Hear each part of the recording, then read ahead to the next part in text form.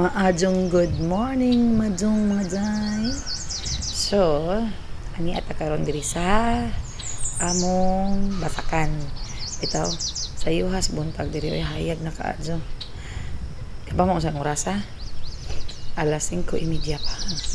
Pero sayo tamang matang mata kay manumba ta og saging para bawnon sa Cebu. Awan ni akong papa, 76 na, pero pura bujag. Lagsik lang gihapon. Bungol-bungol na, kalintaan na bod. Pero thank you Lord for healing. Okay pa jud si papa, na okay na ijang heart condition.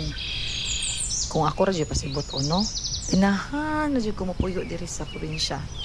If not for the modern way of living to provide for our kids, I would prefer a simpler life like this.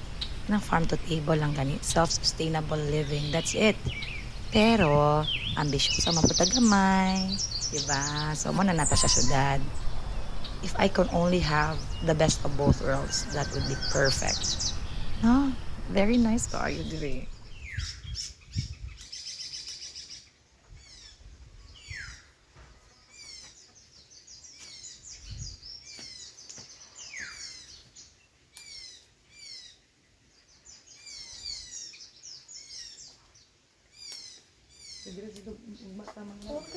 Look like that. Oh. Ah. Ikaw ba? Ikaw ba? Ay, nawa tabang diri.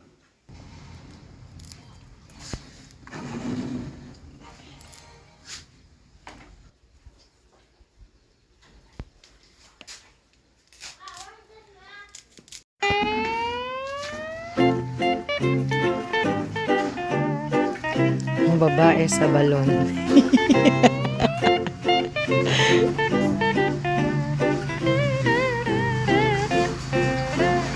Princess Sarah! Anong ginagawa mo dyan, Princess Sarah? Ay, di pala. Si Becky pala to.